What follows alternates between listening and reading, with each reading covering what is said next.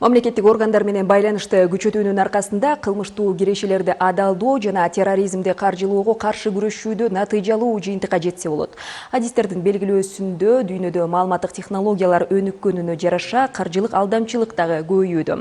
Ичинде виртуалдык активдерди бузуу, санариптик кылмыштардын жайылуусун алдын алууда, финансылык чалгындоо кызматы көзөмөл иштерин күчөтүүдө. Ошол эле учурда кызматкерлердин кесиптик жөндөмдүүлүгүн арттыруу максатында эл аралык тажрыйбаларды колдонуу артыкчылыктуу багыттардын бири. Кылмыштуу кирешелерди адалдоо жана терроризмди каржылоого каршы биргелешип күрөшүү маселеси Борбордо өткөн илимий конференцияда талкууланды.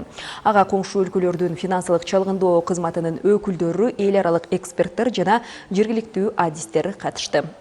Финансылык системаны коопсуздукту кармаш үчүн биз болсо өзүбүздүн жанагы ички мамлекеттик органдардын ортосунда ишти жүргүзүшүбүз керек. Ошондуктан эле жеке сектор менен жоопкерчиликтүү органдар финансылык чалгындоо кызматы менен чогуу ошол жанагы мен эле айтып кеткендей акчаны адалдоого жана терроризмди каржылоого каршы системабызды жанагы жогору деңгээлге көтөрүүгө аракет кылышыбыз керек.